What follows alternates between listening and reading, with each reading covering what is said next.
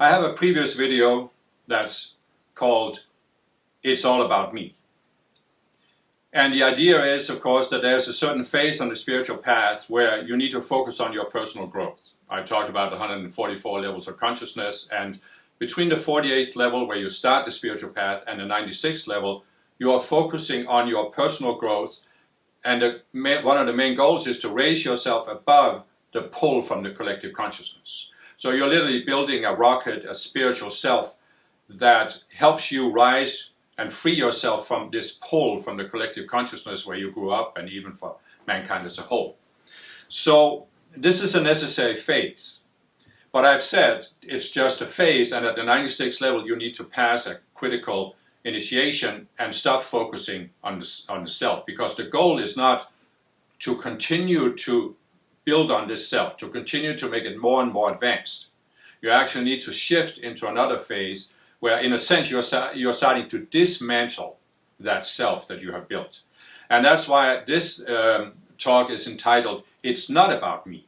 Because that's the phase you go into above the 96th level, where you start to realize it's not about you as the outer self that you see yourself as in this world.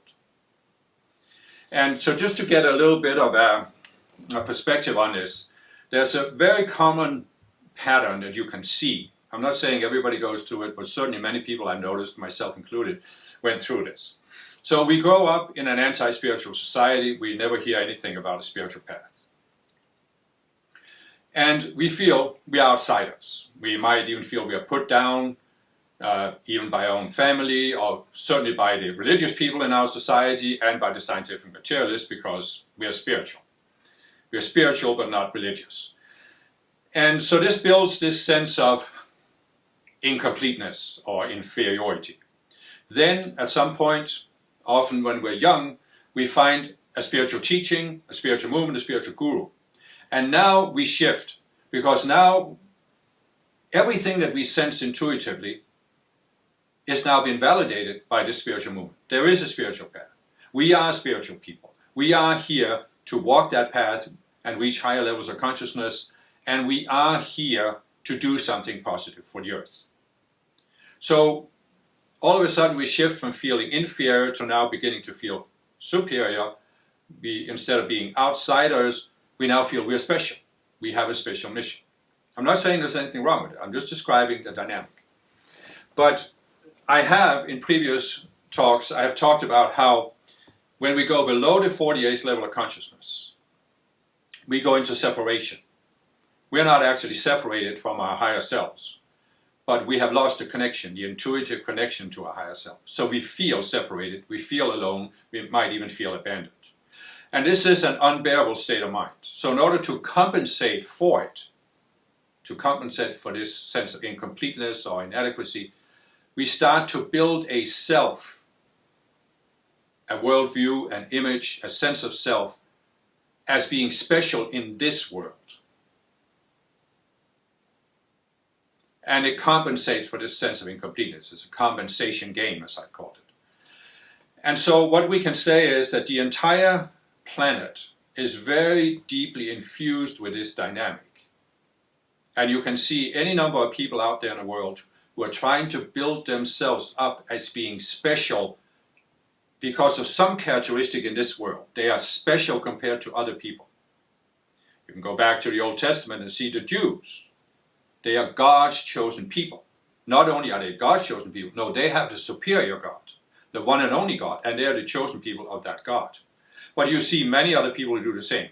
The nationality, we are better than anybody else.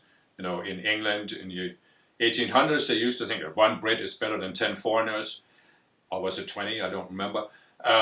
So you can see many examples of this. So there is this dynamic in the world where people use various characteristics in the world to build themselves up as being special.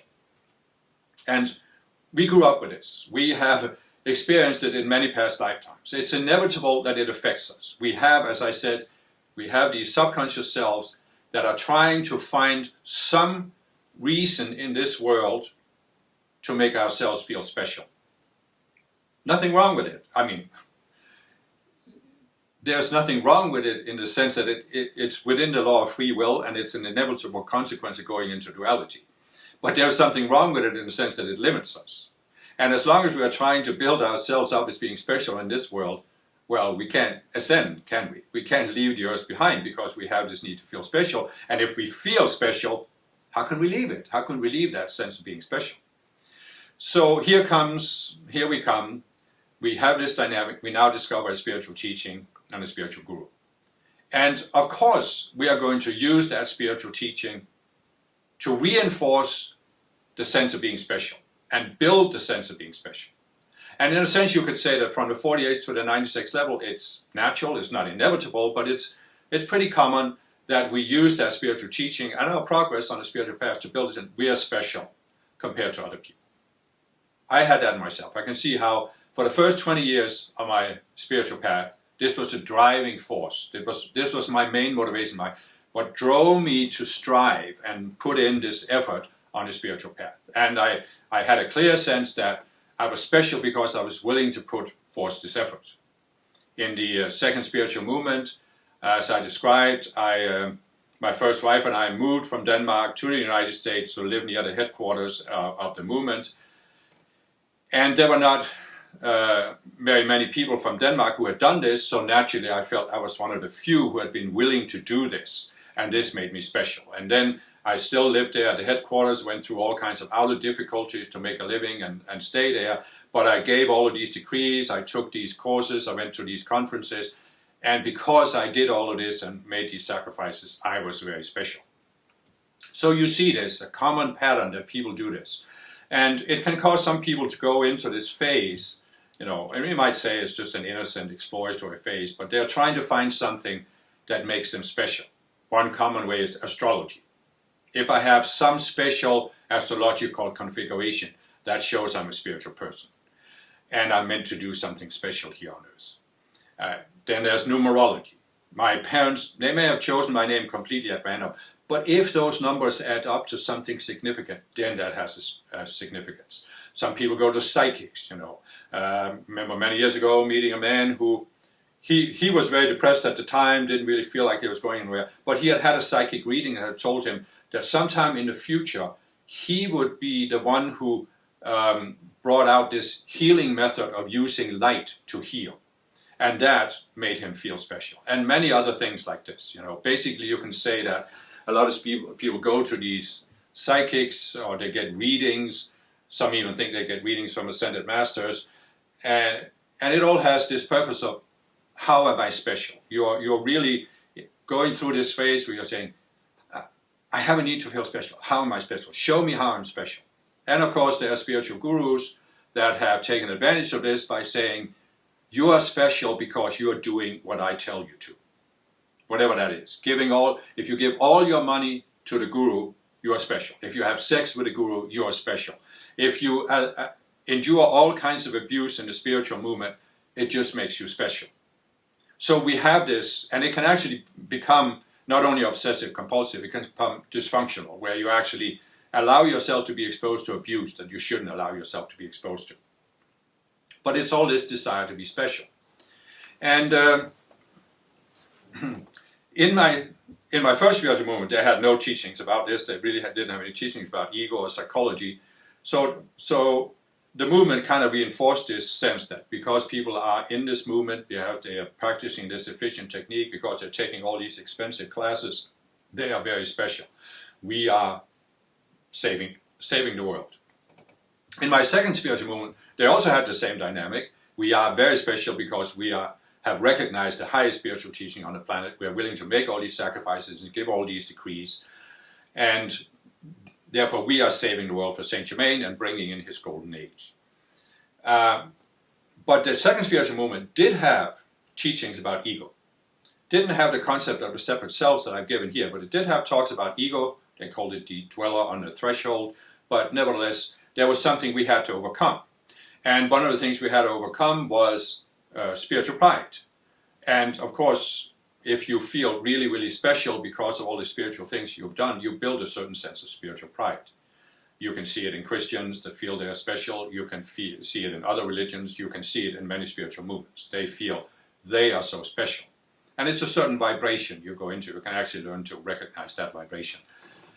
But so what I'm getting to here is that up through the 1990s, I did start to see that the teachings of my second spiritual movement, they were talking about this. That's why it became so important to consider surrender, because I realized that everything that was artificial, everything that was an attachment, I had to let it go. I had to surrender it. So I had a certain intellectual understanding of this, the need to overcome this sense of being special, the desire to feel special. But it was more from an outer perspective. And it was not like I couldn't look at myself and see it in myself, but it was still like I was trying to understand it intellectually. It's like I was looking at myself with a certain understanding, but I hadn't shifted in consciousness. So then came the experience I described in my last talk about the Dark Night, where I said that I came to a point where I saw that my motivation on the spiritual path had been this outer ambition. At the time I saw it as doing something important, but really you could just as well describe it as says, I had this desire to feel that I was special as a spiritual person. I had a desire to be recognized by other people, even by the Ascended Masters, as a special spiritual person. I had a special mission. And then I had this experience where I saw this and I let go of this human ambition, even to the point where if I had died at that moment, I would have had no regrets.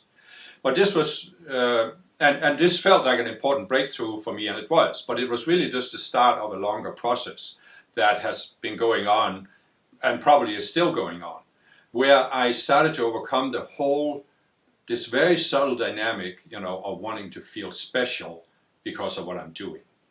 So I have, for the last 20 years, been creating websites, been working with the Ascended Masters to bring forth teachings, write books.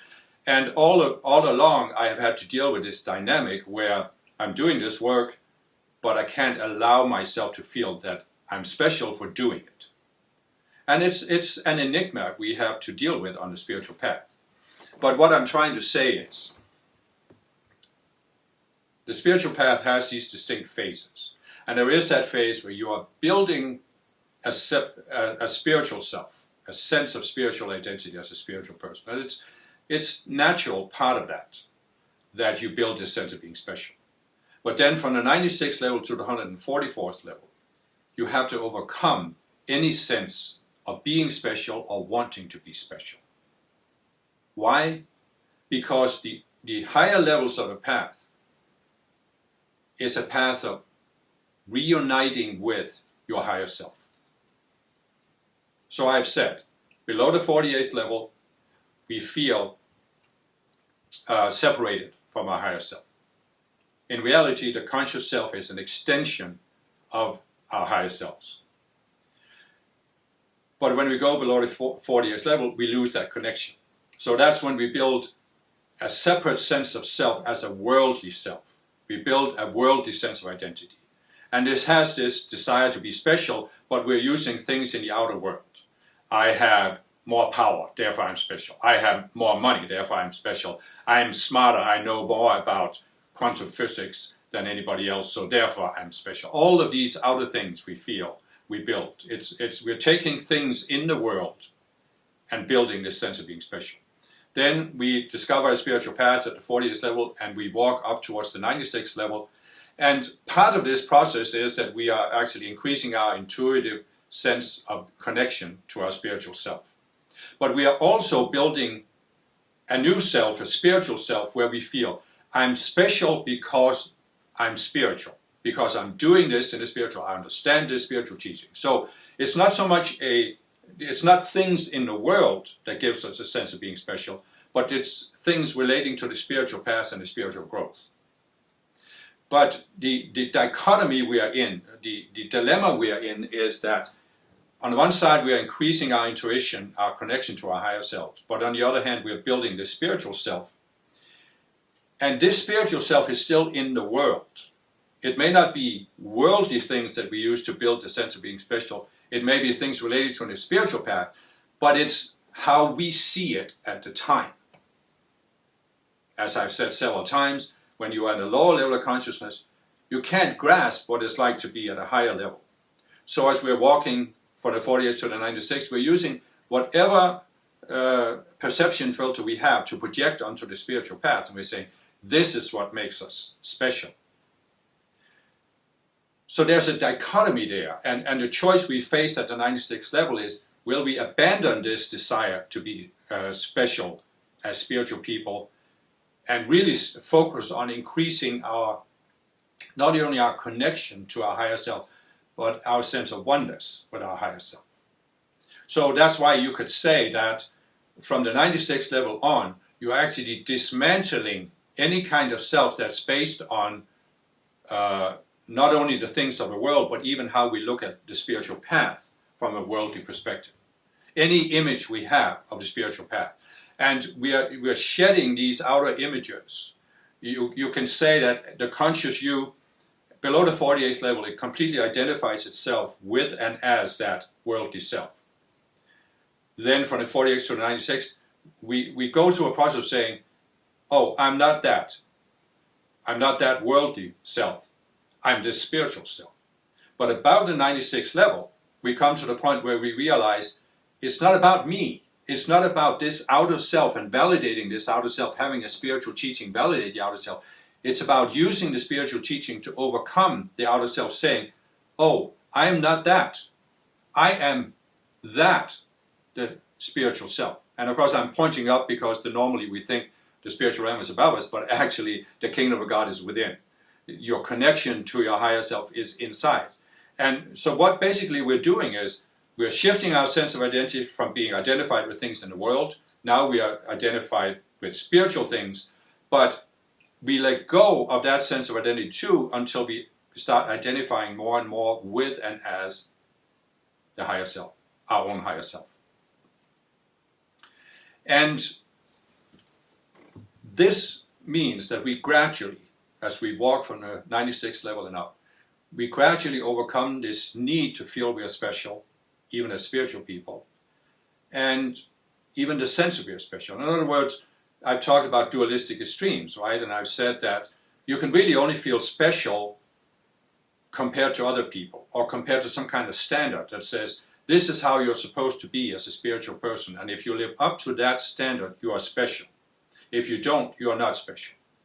And this is, again, the push and pull I described in myself, the drive to do something and the fear of doing the wrong thing.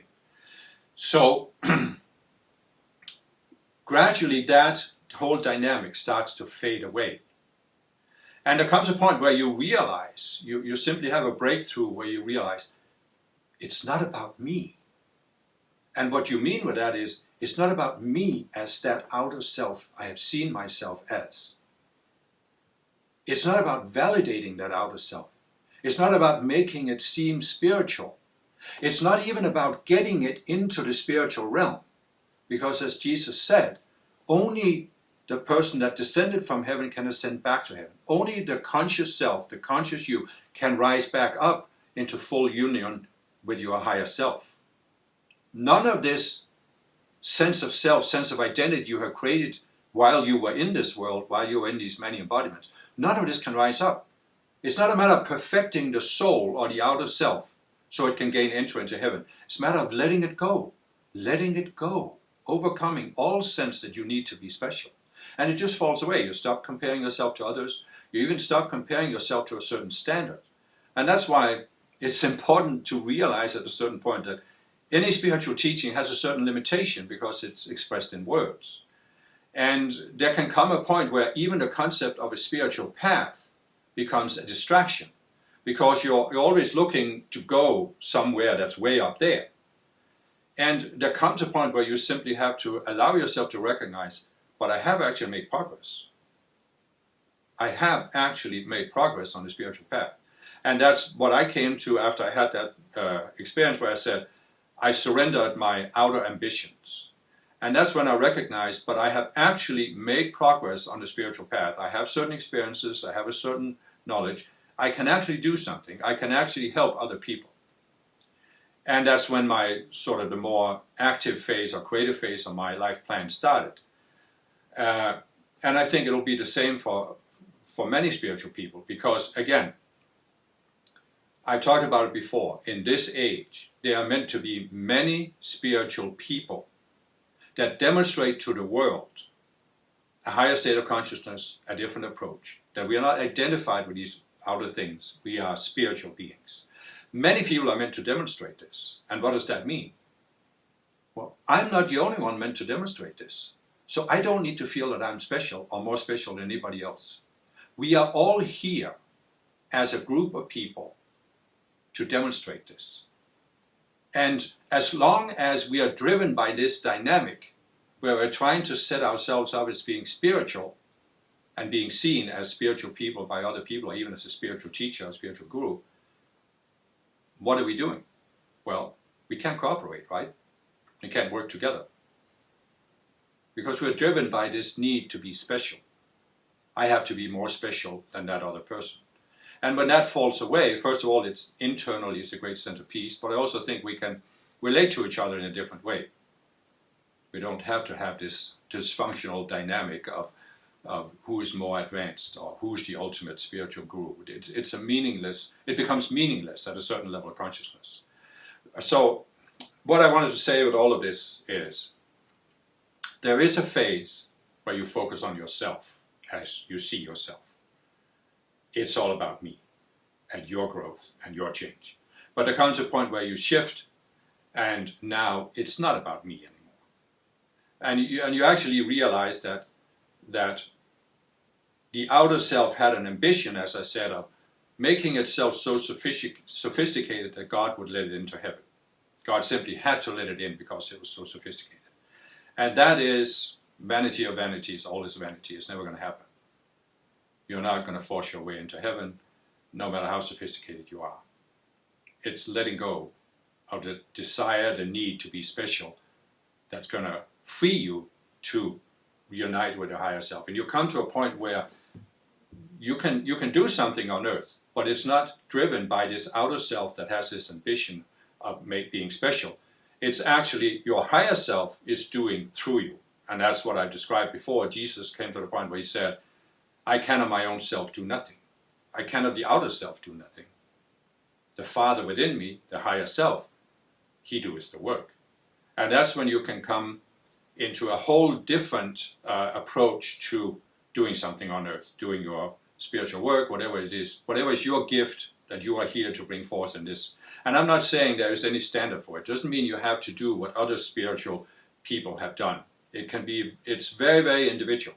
It can be helping certain people, talking to certain people, bringing forth some idea in the work you're doing or whatever. It could be all kinds of things. It may not even seem spiritual because we all have an individual life plan. But all I'm saying is there is that shift where you shift from being so focused on yourself, taking yourself so seriously, seeking to make yourself seem special. You're driven by this dynamic where you shift out of it. You're free of it. And all of a sudden you have a tremendous sense of peace, but you also have a sense of freedom to express yourself in whatever is natural for you. You're not trying to put on some appearance. You're just free to be yourself. And that is really, has for me at least, been the greatest freedom, the greatest benefit I've achieved from being on the spiritual path. And if you had tried to explain this to me when I was 18, first of all, I couldn't have grasped it, but I've always said, what's the point in that? Why should I strive so hard for so many years to reach that point? But, that was the human ambition talking. And now I can just look back at it and say, everything I've done, it's been worth it. And everything that has happened to me on the spiritual path has taken me step by step to the point I could just be free to be myself.